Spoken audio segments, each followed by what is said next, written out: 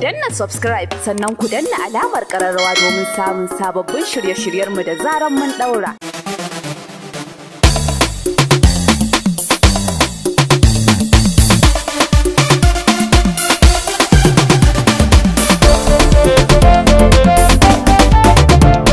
Maman baby ya kike so da su faɗa min makogoro na a bushe, karye wuyansu ko kafaɗarsu ko kuma bugun fushin mai adashe.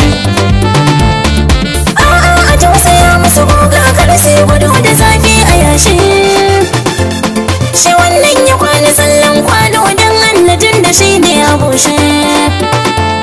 Shi wannan ya hau kujerar shokin ya kuma wariyar ne a kunshe. Ana so su je su koka su ce an kama su an ki a yi musu kara.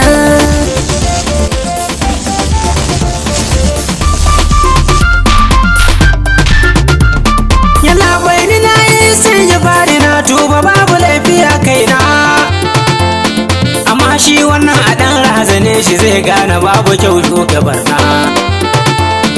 A laifin dukanmu ne mun kai shi ya za ka bar jidali a kaina. Kuma dole ne a ɗan firgita ka sai kunnuwanka sun tada ƙura.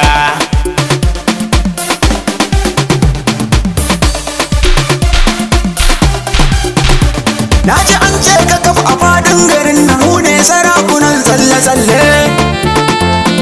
To yanzu za ku gane kuranku za ku yi wata bakwai nan a kulle.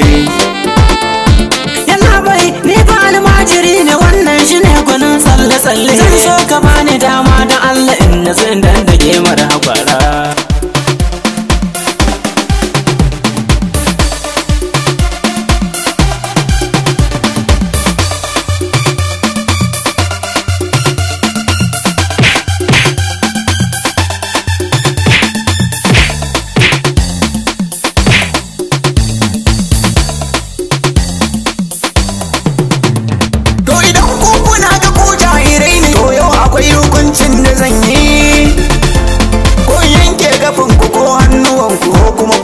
Kamun barayi Ogani a tausaya mu ranar talata ina da fefar da zan yi, amma shi wannan yaje babu komai ya ce yana da makau da bara.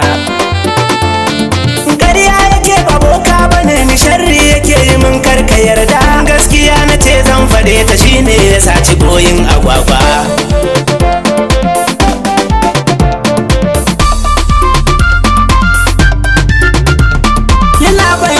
Ni na yi wa kunya nake zaman a daure. Babbanmu ne ya zo nan garin yana can wurin bara mai turare. Yanzu da za ka taimaka min mu je mu gaishe shi ko da kai ne a tare. Masaukin da za mu je ma na kai shi an ce in je ni in sake shara.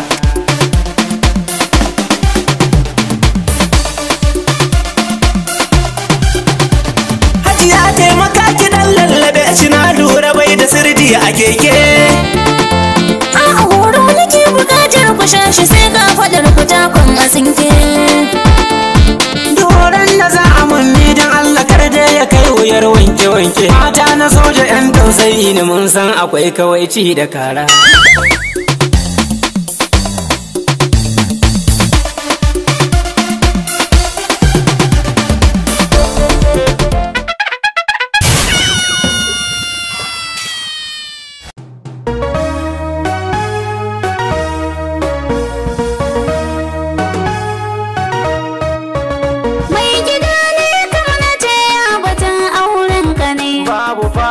Kin gama gobe kaya za